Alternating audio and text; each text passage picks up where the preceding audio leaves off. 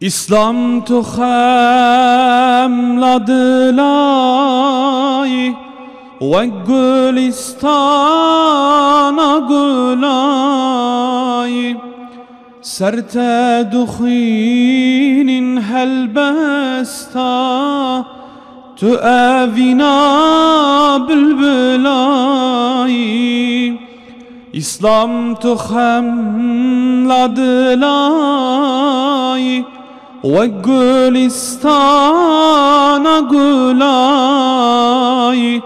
serte dukhinin helbesta tu evina bülbülay İslam tu der ye cennete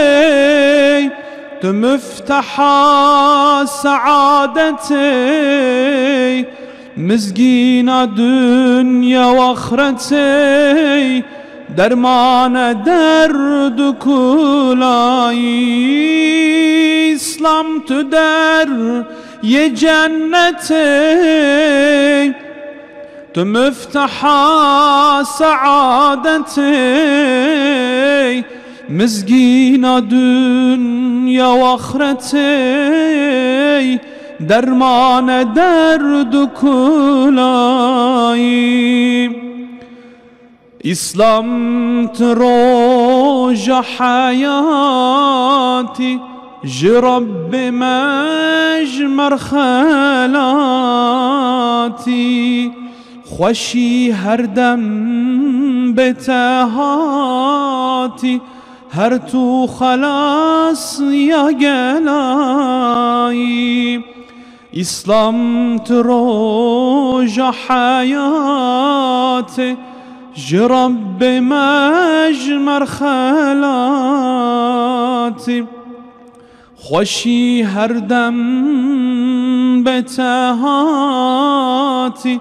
هر تو خلاص یا گلایی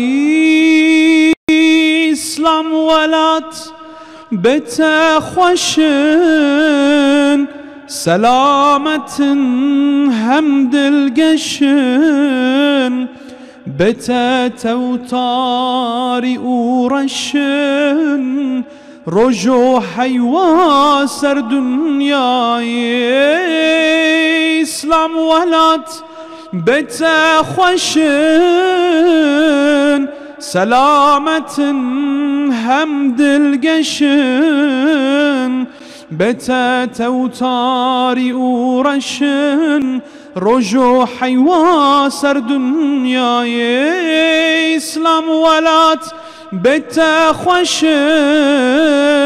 سلامتن هم دلگشن بتتوتاری اورشن